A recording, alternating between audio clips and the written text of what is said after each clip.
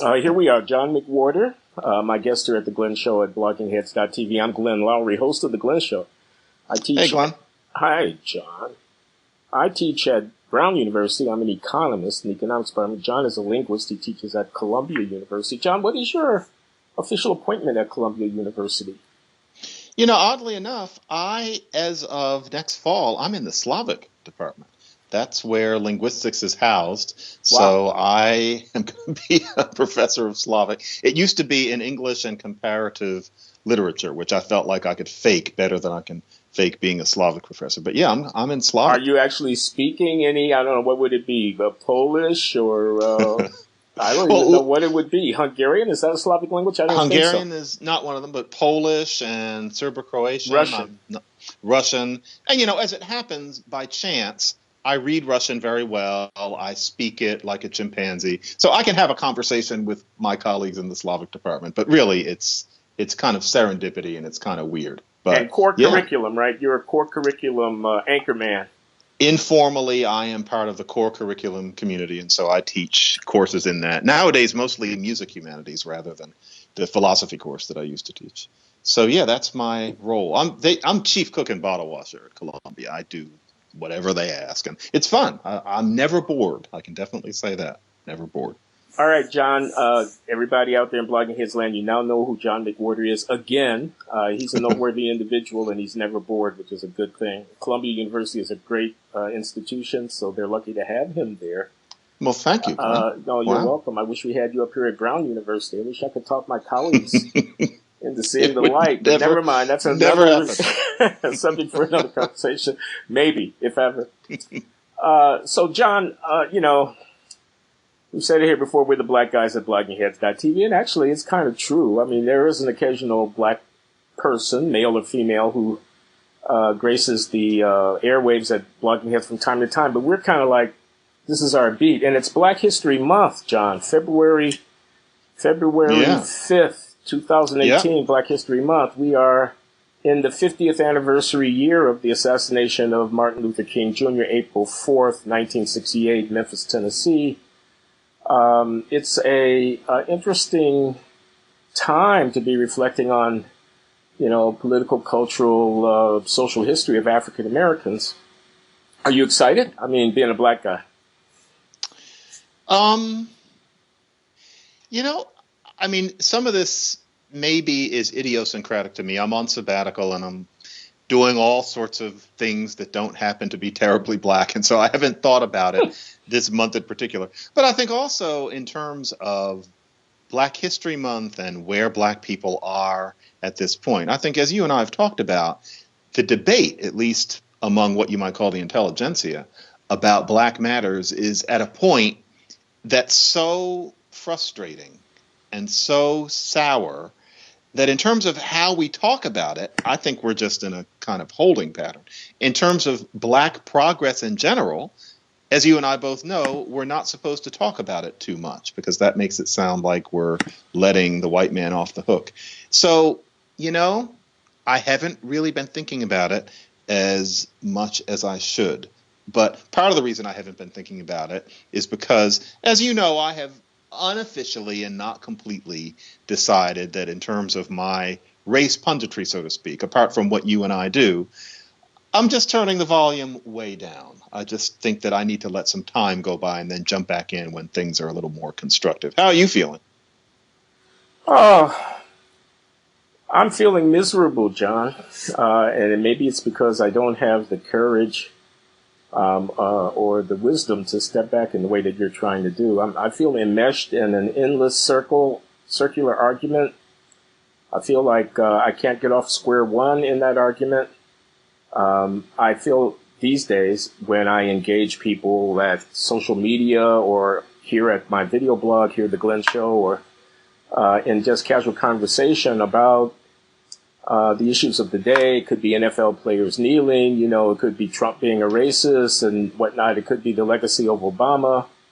It could be the Black Lives Matter stuff and homicide, police violence and whatnot. It could be school inequality, underrepresentation, disparities. I just despair talking about the disparities. I feel like there are really two arguments, and I'll stop. I could go on for a very long time on this. There are two arguments that talk past each other. One of them about what African Americans ourselves have to do in this great country, given the enormous opportunities that are available to people who live here. And the other is about the extent to which the legacy of white supremacy, slavery, racism, discrimination, racial hatred, and exclusion, and so on, continues to, mar the experience of people of color in this country. The latter argument drowns out the former, and I'm deeply committed to the idea that in the former argument, the argument about what it is that we African Americans must do with the opportunities that are at hand, lies the only way to turn around a situation that, I think on the numbers and also with casual observation, isn't nearly what it should be 50 years after the height of the civil rights movement. So everybody gets angry. People are not listening to each other. There's a whole lot of name calling, vitriol, virtue signaling. My white liberal friends sicken me sometimes. I know you know what I'm talking about with their genuflecting at the various markers of the zeitgeist about what you're supposed to say and what you're supposed to do. Second-rate minds and whatnot end up on my television screen on Sunday morning when I'm watching the news interview shows, interpreting the racial experience for the American public, and nobody seems to notice how second-rate they are. I'll stop. I've gone on. It's self-aggrandizing, I know, but and then, Martin Luther King's birthday comes, and I'm asking myself, all right, this is a national holiday. I mean, this is very significant. We don't have so many of them. This is up there with presidents, of the United States, Lincoln and Washington and whatnot. Deservedly so, in my humble opinion. I'm not in any way questioning whether or not there should be a Martin Luther King holiday. But what do I read when I pick up the op-ed pages of my prominent organs? I read a rehash of the same thing that I was reading 25 or 30 years ago. There's such confusion. I could go on forever about this. The whole idea about color blindness, about racial transcendence, about the idea that we are, at the end of the day, all humans under the skin, and that should be the fundamental ethical premise from which we build everything else. That was the idea that brought down Jim Crow. Nails in the coffin of Jim Crow were driven by people like Martin Luther King Jr. saying, we should strive to be a colorblind society. Now, if you want to get beat up at a cocktail party with progressives, the quickest way to achieve that outcome is to stand up and say, we should all be colorblind and get beyond race. They will go ballistic. They'll go absolutely ballistic. Yeah. So I'm, again, let me stop. Soliloquy. I stop. Tell me what you think about it. Where am I wrong? Well, you're not wrong. And you know what really helps shut me down these days is something which I haven't really written about it, and I don't think I'm going to because, I'm dealing with impression and anecdote. But if you're a New Yorker, you ride the subway a lot. And I've been doing it now for 16 years, and you just get this slice of life several times a day. And, I'm not down there with a calculator. I'm not doing a study. But especially because the subways have gotten really particularly bad over the past couple years. You spend a lot of time stalled on those damn trains. And the conduct of especially black men between the ages of roughly 14 and 44 is really tough on me because, you're talking about these people who are genuflecting and virtue signaling. The first thing they want to say is it's not just the black men, and they'll bring up that there are various other sorts of people who act up on the subway. And I've mentioned this once on Blogging Heads before, and that's true. However, by and large, no one who rides those subways could deny, and this is subways all over town, all over, and it's not at any particular time of day, it's not in any particular neighborhood, could deny that the people who most of the time are most offensive, most loud, most difficult on the subway are black men. Now, some of them are clearly psychotic and, in various stages of homelessness. That, of course, one understands. But most of them aren't. A lot of it is almost willfully rowdy and profane teenagers. Now, the person reading the New Yorker sits there and thinks, well, teens will be teens. Just think of them as teenagers. But the problem is that the white teenagers and the Chinese teenagers are not behaving anything like that. It's the black ones. Maybe there's a bit of a bleed into Latinos, but frankly, mostly it's the black ones. And it's what they do. They pass it on generation after generation. All of them individually are probably wonderful people, but man, they're a pain in the ass. Or, for example, and I'm getting to something on this, Okay. manspreading that people complain about guys sit with their legs spread. That is something that, in my experience, let's do some stereotyping, but it isn't. Black and Latino men are more likely to do that than other men. It happens with some others, but that's black and Latino men especially. So this guy, he's got his legs spread on a crowded train. I needed the seat. I sit down. I ask him, could you pull in just a little bit? And he did, but he said, motherfucker. Now, these are just anecdotes, but this is why it bothers me. I think that it has become part of growing up as a black person of a certain demographic in this country. It's not all black people, but it's these ones that you meet on the subway. I think these guys have a tacit sense that the rules don't apply to them because of America's racism. And you would possibly know better than me, because you've been around a little longer than me. I suspect that there was a little bit less of that particular affect among men of that world before about 1966 or 7. I think that, I don't know exactly what the mechanism is, but I think that the Black Power mood, and I don't mean things since 2013. I think that this kind of attitude has existed since the late 60s. In the 80s, it was the guys with the boom boxes. This is old. But that sense that I can do what I want. And I think that part of it is, well, think about how the cops treat me. Or I am, they don't use this word, but I'm a subaltern in this society. And so I don't have to follow the rules. And, none of these people can help that that's what they grew up steeped in. They're just, listening to their peers, it's just taking in what they know. But the aggregate of it is that you sit on that subway or you walk down the street sometimes and you have to deal with that kind of person. It wears on you because it's not progress. You know what I mean? What difference does it make that they're black? What'd you say? In the argument that you're making right now, where you're inconvenienced or worse by the acting out behavior, rowdy, impolite, vulgar, what difference does it make that the offenders are black? Why does that matter? Because, Are you ashamed of them? Not at all. No, I'm not ashamed. Okay. I am, one, irritated because I think to myself, he thinks that this is okay because the cops don't like black men. But frankly, that's not an excuse. I don't think he's thought it through. But that does not excuse how mean he's being to everybody on the train. And two, it bothers me because I think this is not what the progress was supposed to be. I don't think that this is what Dr. King died for, that generations of black men in particular end up not thinking of themselves as individuals, not thinking, well, this is a better America than it was and I'm going to try my best, but instead think, I can do what I want because the white man doesn't like me. I find it static. No, I'm not ashamed. Okay, now, there are going to be listeners, I'm sure, who will be upset with you. And maybe they have reason, John. Let me just say this. Maybe. You mentioned subaltern, but you skimmed right past it. James Scott, the political scientist at Yale, weapons of the weak. Yes. Weapons of the weak. Yeah. Okay. So the idea is here you have a structure, a set of structures, which are inequality producing. I'm not going to necessarily call them exploitative or oppressive because that has a normative judgment in it that you'd have to argue for. But in any case, the bottom line is they're inequality producing. You have schools that spit out people. Some of them know how to read. Some of them don't. You have an economy that employs people. Some of them making $85,000 a year. Some of them not.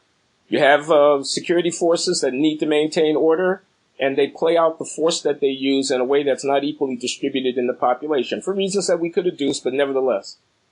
Sure. Now, the people who are the subjects of this inequality, who are at the bottom end of it, on the short end of the stick, the ones who are getting rudely spoken to by police officers, ignored by store clerks, viewed with contempt by anonymous passersby, the ones who can't pay their bills and are getting evicted from their apartments and so on, the ones who have to go hungry, sometimes or watch their kids go hungry because they don't have anything, et cetera, et cetera. are looking for a way to wrest some sense of dignity and humanity out of their mean circumstance. And they don't have a whole lot to fight with. And one of the things that they can do is get up in your face in a public space and behave in ways that are rude and impolite and, inconvenience you or worse, and dare you to do something about it. Okay? Mm-hmm. And there's a moment there where they're going to feel a certain amount of power and a certain amount of vindication. Now, the theory behind it may well be what you said, which is I'm a black man are catching hell in this country. I'm entitled to get up in your face and you better not say nothing to me about my manspreading. But they may not be nearly so sophisticated as that. It may be a gut level reflex that the guy couldn't give you any coherent account for, but he just knows that he feels like more like a man at the end of the day when he strutted his stuff on the subway car, when he's played his music too loud and glared at anybody who would dare to look in his direction, and so forth and so on. And unless we incorporate that sense of the powerlessness of such people and their need for human dignity, we won't be giving a fair assessment of the overall circumstance that you've been describing. That was beautiful, Glenn. Yes, I know that analysis. I remember when I was about 15, I asked my mother why so many men in North Philly, and this, by definition, black men, especially in this era that I'm talking about, why they, people cross the street and then kind of wiggle in front of your car and dare you to run over them. I said, why do so many guys do that here? And my mother gave this explanation, and it made perfect sense. This is the only way that he has of asserting himself. Sure. And, once again, I say I haven't done a study of this, but, when you're sitting in that train, I'm not sure that that's true of an awful lot of these men. Like, whether or not they could articulate it. You've got a 16-year-old boy who's just motherfucker, nigger, motherfucker, and there's an old black grandmother sitting 2 feet from him. There's a 4-year-old across the aisle. Yeah. Mother, nigger, fucker. Is that happy boy munching on his food and joshing with his friends? Is he really even old enough yet to feel beleaguered by society? Yeah. With a lot of these men, including, ones who are even older, there's almost a kind of a glee. One of my favorite lines is, you have guys come through doing some sort of singing routine or something like that. One of them often has a drum. And the one who does the most of the talking has this supposedly cheery but slightly menacing air saying, what we want from all of you is your positive energy, your positive energy. His idea seeming to be that he walks in wanting to manipulate this crowd into it. He's making everybody think, I'm a racist and therefore I owe them this money, which seems like a really manipulative and joyless way to perform. Or the kids who will say, and these are people under 20, all we're doing down here is trying to stay out of trouble. We'd be, who knows what we'd be doing up on the street, as if it's inevitable that they would be gangbangers if they weren't selling you these M&Ms. Everybody is drunken in this ideology. And this is the thing, Glenn, I'm almost done. Yeah. Is that the only way that poor people respond to the world? Were there white people walking around acting like that in large numbers during the Depression? I don't know, but I can almost tell that there weren't. Is that the way poor kids act in India? What is it about America and the black situation that means that we should understand these guys in a different way? I think it's an excrescence of the black power ideology. What started out as making sense in 1966 it just spun out of control, and it has an unpleasant byproduct. It plays into the worst in human nature. I'm sorry to interrupt, John, but I can't let this go by. Did you enunciate the word excrescence? I think I did, yeah. Okay, audience, take a note. That's a new one on me. But I get it. I think in the context, I know what the word means. I love it, John. I just love it. Listen, I got to say one thing, man. Some of these guys are looking for a fight. They're baiting you. They're daring you to say something. Don't you see that old grandmother sitting over there? Why don't you watch the way you talk? They're daring you. Because if you do, you know what's going to happen. They would tear me. It's going to be a fight. Right. You're going to probably lose that fight. And you got a lot to lose. Yeah. So I think that's part of it. Part of it is whatever thrill you might get from being able to defy convention and norm without there being consequence. Because in effect, you're winning the bluff with everybody in that subway car. You better not say nothing to me about how loud my fucking music is. Bitch. Yeah. I mean, that's basically what they're saying. They will say actually that. Yeah. And Okay. it's just Don't be gender biased in this though, John. I'm sure there's some 20-year-old mothers with 3 children that they're trying to tow over to wherever they're trying to get their children to, who are yanking them back and forth in the seats and telling them to shut up when the kid is just being a 3-year-old and yelling profanity in these kids' faces, who happen also to have brown skin, whom you're observing on New York City. So I don't live in New York City. I don't ride the subway, but I bet my life that happens. And in one of these conversations, I described a black woman who was behaving in a truly appalling manner with her kid in the stroller. And I think some of this belligerent way of talking does come from a whole issue that's been discussed and written about delicately, which is the way some black mothers of a particular demographic talk to their kids, the yelling and the smacking, et cetera. It is a real thing, and it is much more likely of a black woman without much money than a white woman on the Upper East Side, and everybody knows it. There's a parenting style, and it goes way, way back, and I think that it's changing over the decades, but certainly that's part of where these boys learn that way of speaking. But that doesn't make it any less unfortunate. A lot of those guys must have trouble holding down jobs. We know they do. There's studies that show that they do. Sure. Because they don't know how to behave. I got to say one more thing. And it's not their fault. I got to say one more thing. You said, were whites behaving this way back in the Depression, giving a historical gloss on the racial difference. But we could give a contemporary gloss and just talk about class, talk about people who live in trailer parks and white communities in cities like Milwaukee. I'm reading Matthew Desmond's book, Evicted, which I highly, highly recommend. It's just I've been meaning to get to that one. It's a beautiful piece of ethnography. It's so wonderfully well written, and it's so rich.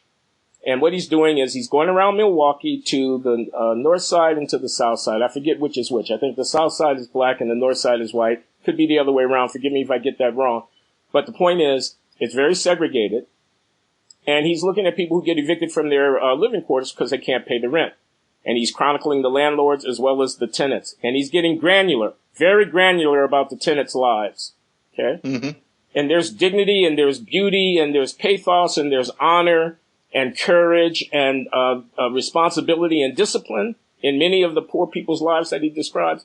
And there's also chaos and negligence and irresponsibility and child neglect and abusive behavior toward one's partner and drunkenness and addiction and self-destructive behavior also going alongside. The thing that sticks out in my mind is those trailer parks in the white part of town where the white poor people are living have got every bit as much adultery, every bit as much drug addiction, every bit as much out-of-wedlock childbearing, multiple paternity households where the woman has 4 children by 3 different men, every bit as much profanity, every bit as much welfare dependency where people are trying to work the system, they don't want to get a job, every bit as much heartbreak, every bit as much sort of aching human aspiration that just gets stifled by circumstance, turn and turn again in the white parts of town as in the black parts of town. And therefore, again, I want to put the question, it may be about New York City or certain other environments where it's just going to happen to fall a certain way. You're not going to see too many poor white people maybe trying to get from Harlem down to the Village. I don't know, given the demography of New York City. But I find it hard to believe that something, given this stuff that I've been reading of late, which is very thickly descriptive, I think of J.D. Vance's account as Hillbilly Elegy as well. Hillbilly and there are Elegy, many, many others that we could point to in the media and in the academic literatures. It may be that the racial issue is not nearly as important as is the class issue. The intersection of the two may be especially fertile ground to want to examine, poor black people, or the double whammy or whatever it might be. The racial chip on the shoulder may be a part of it because it's certainly fostered by this larger climate of rhetoric and critical discussion in which, a get out of jail free card seems to be the mandatory thing. You give the poor black person a get out of jail. You're exempted from responsibility for anything that you may do is wrong because, after all, you are the victim's victim. You are the quintessential victim. It's our fault. Whatever you do, it's our fault. We let you down. That kind of attitude may promote this behavior more so in black. But I'll bet you don't have to look very hard to find it in whites too. Yeah, I want to specify 2 things. One is that definitely during the Depression there were white thugs. I'm well aware of the dead end kids Yeah. and gangsters, et cetera, et cetera. What I wonder is whether if you rode the subway in 1934 in New York City, whether regularly you ran up against, to be honest, I don't think that you ran up against black kids like that because racist white cops would have killed them. My question is, were there white equivalents of that as a regular occurrence on almost every car of any subway on any given day? And I just wonder. But also, I want to make it clear that certainly I'm not talking about just the grand spectrum of what used to be called inner city behaviors, because it's ever clearer today, especially, that putting a racial face on that no longer makes sense if it ever did. And so Hillbilly Elegy, the Desmond book that I haven't read but have read a lot about, the idea that it's somehow a black problem to have, the multiple partners and the addiction, et cetera, et cetera. No, that is all, increasingly race neutral at this point. I must admit, I'm talking about something much more specific, which is this issue of willful flouting of basic rules of civility in enclosed public spaces, which I find uniquely unusual among, the brown-skinned American-born man in New York. And you're right. In New York, you don't have a whole lot of poor whites riding the train, too, as a comparandum. I am completely open to the idea that, say, maybe – I don't spend time on Staten Island. Maybe there's a certain kind of Staten Island poor white guy who behaves in the exact same way, and I just don't see him. I am completely open to the idea that a lot of this, and maybe all of it, is about being – not black, but being male and young and living in the 21st century, with, cultural this and cultural that, maybe. But I sense that you sense that there's a certain post-black power chip on the shoulder that contributes possibly to this in black American men. I notice if a black guy has an accent, he never behaves this way. It's not immigrants. It's just the other day. It's funny. You don't want to stereotype, but I was sitting on the train. I was on my way to something, and there was a guy standing across from me. And I thought to myself, don't think it, John, because just in terms of his demeanor, the posture, the facial expression, I thought something's coming. And about 5 minutes later, a white woman asked him to move over a little bit, and he said, "Don't be pulling that racist shit on me," right out of the blue. That sort of thing. That a Nigerian wouldn't have done it. And to be honest, I've never seen a Chinese American man do anything like that. So it saddens me. Well, no, it's not embarrassing. This is delicate and dangerous territory that we're operating here, John, because there are large implications of the relatively mundane observation that you're making. So, for example, school discipline, talking back to teachers, ending up getting suspended. Okay, the racial disparities are not trivial. During the Obama administration, there was a whole campaign at the Department of Education to try to get school districts to be more attentive to the disparities and inequalities and the incidence of discipline, punishment, suspension, and so forth from school because the rates were higher for black than for white. The supposition was the school district was being somehow discriminatory by punishing black kids for behavior that in white kids would go unpunished, at least unpunished by suspension. But there was always another possibility, which is that, on the whole, hoping not to stereotype but trying to be realistic, patterns of behavior are not the same by race, and black kids, perhaps for reasons not dissimilar to those lying behind the behavior that you've been describing, the kids are too quick to use a profane retort when the teacher asks them to sit down and be quiet during the lesson, or are too quick to repair to some kind of violent gesture or some other unconstructed behavior that ends up getting them disciplined. And once you get into that and you start talking about culture and cultural differences by race and how those differences play out in behavior patterns that then have consequences in the workplace and the schoolyard and so on, you're in hot water because you're blaming the victim, John. Mm-hmm. And there's a double talk on this because we talk about maybe that black parenting style, or we talk about how growing up on the streets means that you have to be tough. You talk about how these kids have had to deal with the cops. But then you can't help thinking as a rational human being, wouldn't that make those kids more likely to act up in school if things got a little bit tight, or to mouth off to a teacher, or to engage in fights in the hallway or out in the schoolyard? And even if it's not their fault, wouldn't that possibly make these black kids more likely to do those things? but you're not supposed to think that at all. You would, to say that in the polite settings you're talking about is to have your head bitten off because you are a racist. And, so that's just a completely clogged discussion. I have no doubt in terms of how one would reason through the society that one lives in, that, black boys in particular, because of their background, must have a tendency to respond to situations like that differently than the Korean American kid. Why wouldn't they? And so that means, though, that the whole dialogue about disproportionate rates of suspension and expulsion is dishonest. There's a dishonesty about it. But as you and I know, in terms of the usual suspects in that discussion, there's nothing we can say to them. And so one folds one's hands after a while. Okay. That's where we are. We're still in Black History Month, so we're talking race stuff here. John McWhorter, Glenn Loury, the Black Guys at BloggingHeads.tv. And John, there's something I want to raise with you. Is this going to be the thing about kids? Yeah, this is the thing about kids. Okay. Right? So your wife is a white lady. She's wonderful. I've met her. She's wonderful. And therefore, your two girls are biracial children. Their dad is black. That's you. Their mom is white. That's your lovely wife. Mm-hmm. And I'm just wondering, during Black History Month or at other times, what you guys say to your kids. Let me just start by asking you, are they black? It's an interesting question because when I was a kid, they'd be.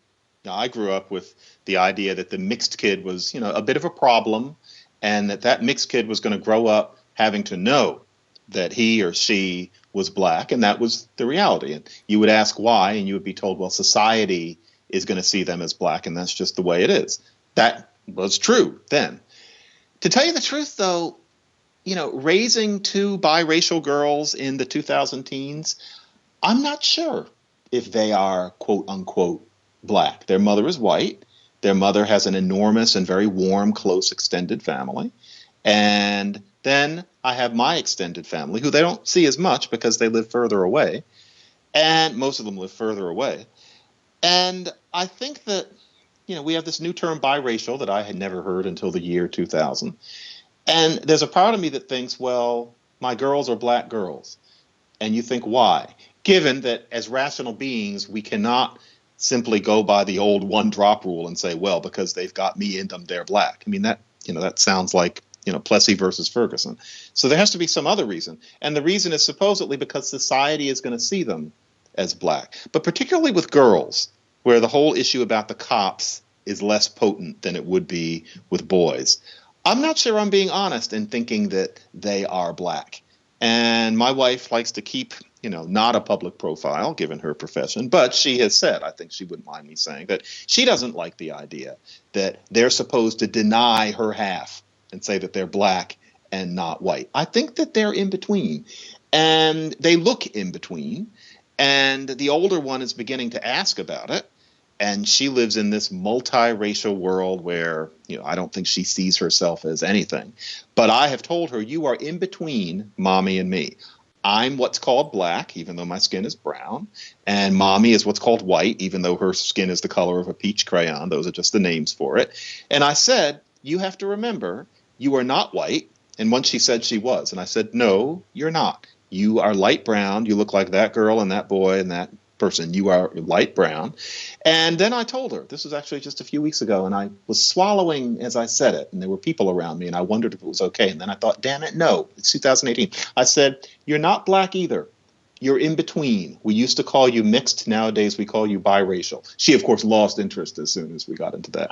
But I think in terms of what she's going to be culturally, she might choose to, quote unquote, be black as she gets older, but I think she's going to be this sort of generic upper middle class American person.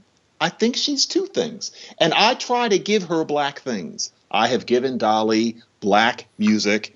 I've already given her a black sense of bass lines and rhythm. I take Dolly and Vanessa to Popeyes because I want them to eat fried chicken because it is a black thing, and their mother is a vegetarian. They have some of it, but are they black kids? I don't think so.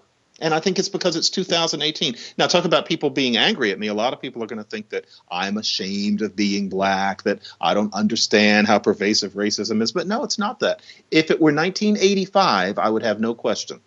But in the world that I live in, I think that they're in between. And, I'm making my peace with it gradually. How exactly am I going to talk to them about it? I haven't worked it out yet. Well, it seems like a pretty big challenge. What, It's weird. what would you want them to be, if that is a question I can ask you without being impolite? I certainly don't mean to intrude upon your, No. sensibilities in any way, but do you feel like you have any stake in how, obviously they're going to decide at the end of the day how they're going to identify. You will have some input into that, raising them and controlling to some degree their experiences and stimuli, but they're going to decide. Could they disappoint you? The only way that they could disappoint me, I mean, for example, the younger one is darker than the older one. She might, for example, or maybe it'll be the older one, decide I am black, I am African American. That's fine with me. I would hope that it meant something, like that they were embracing black culture and black points of view, and I do believe that there are such things culturally. Then, okay, that's fine. But what does scare me, the only way that, I could live Fiddler on the Roof, your child's marrying out. What would be the most horrible thing for me, and, I'm saying this here for one of them to see as they get older, and that's just the way it would have to be, is if one of them came home with a victim-based identity, if they picked that up probably in college and became the kind of person you and I have such a problem with, with the melodramatic sense of there having been no progress and the intolerance of other views and the sense of themselves as beleaguered victims of an eternally oppressed race, picking up old paperbacks written by somebody named Ta-Nehisi Coates and, wondering why people aren't reading him as much as they used to. I would be horrified if one of my daughters became one of those people, and I'm going to do everything I can to make sure that they think for themselves, that they don't have, everybody has a herd mentality, including me, but that when it comes to race, they be empirical, that they not deny progress, that they understand history in a real sense, and that they don't come to derive their sense of purpose on this earth from a sense of being a noble victim. I want them to like themselves for something more real than that. God, it would kill me if one of my daughters became one of these fantasists. But other than that, let me darken the scenario for you just a little bit, John, in this awful possible future that we hope won't come to pass. Not only might, and you have to admit it's a possibility, the worst, as you've just described it, occur. But even worse, she could blame you for depriving her of the kind of upbringing that would have allowed her to be black in the fullest. So why did I have to go to college to figure out who I am, Dad? How come you didn't teach me about Malcolm X, etc.? Have you ever read Philip Roth's novel, American Pastoral? Yes, I have. So you know what I'm talking about? It's not race, it's class. But the daughter hates her father for being a successful capitalist Jew who just was trying to integrate into the Goy society. He was just trying to be a success. He just wanted to be a good man. He wanted to be a good father. He wanted to be a good businessman. He wanted to run his glove factory that his grandfather had left him or whatever in a decent way. And the daughter, who becomes a Weather Underground radical, repudiates the entire foundation of his life and blames him, for all the ills of America. He's part of the problem, So I pray that does not befall you. They will know what blackness is. I mean, if what one of them meant was, why didn't you teach me that my true identity is that of an eternally oppressed victim? Yeah. Well, then I'll have some tart words for that when they're old enough to understand it. But in terms of what black culture is, they will have at least one foot in it. I will make sure there are things that they know. It's just what they would mean by why didn't you teach me? And, I think 15 years from now, I think that there will be a whole lot more interracial mixture such that generation will see things differently than even today's young generation. Yeah, I think you're right about that. And so I'm not too worried. But it is interesting to me that my daughters are not white. And at this point, they, in terms of thinking of themselves as just default people, They think they are. What is it going to mean? One thing I definitely am not going to tell them is at first, and maybe this is some kind of child abuse, but I'm not terribly interested in telling them that all people are alike. I am much more interested in telling them that there are many cultures on this earth, that groups of people do things in different ways, groups of people speak different languages. I don't want my kids to be, say, 20 years old and feel guilty admitting that there's a black way of speaking, for example. I don't want them to pretend there's no such thing as black English and talk about how it's really the same thing as Southern. I want them to be completely comfortable with the idea that black people have a way of talking.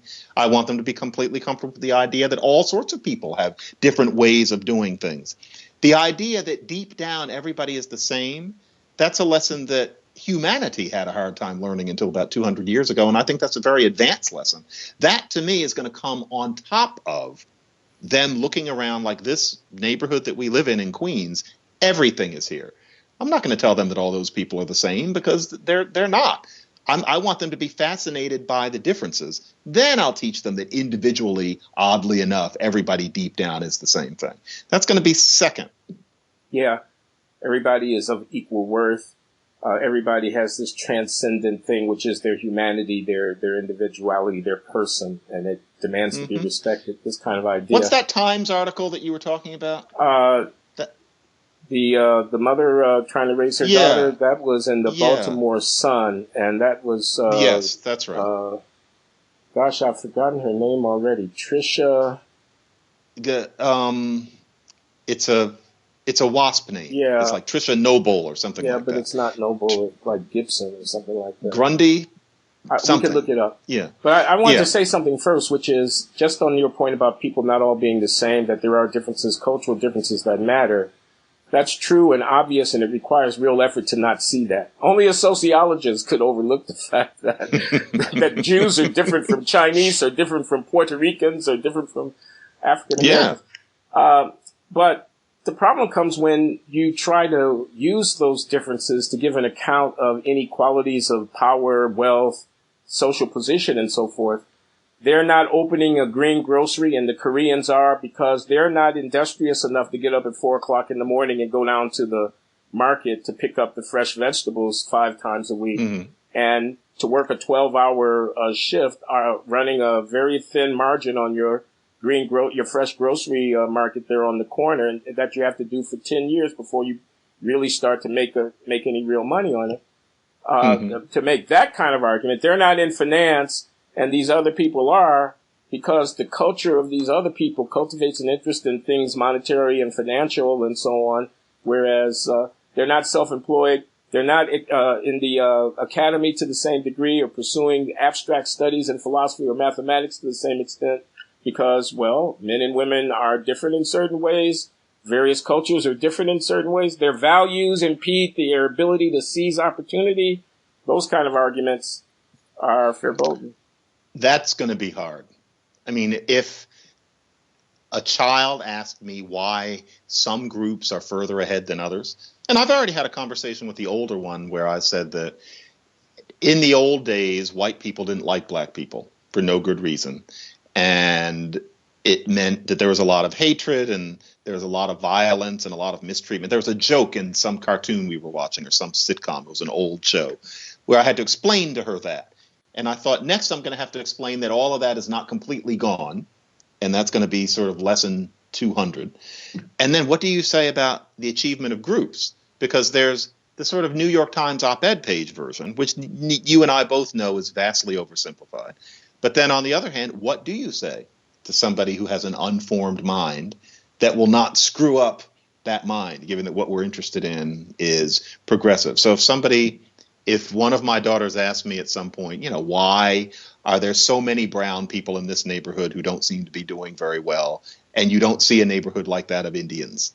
I don't know quite what I would say at this point, because what I have to say about it is not there's something wrong with the black people in this neighborhood, but how much history are you going to give them, and at what age? And what would you and me in particular say? Because we're such outliers on it. We're not going to say the factories moved away and left them without jobs. I'm not going to tell you. No, we're going to say India is a country of 1 billion people, probably 1.2 billion by now. And we're looking at a very selective slice of that huge population who happen to get on an airplane and come here and do a master's degree in mechanical engineering.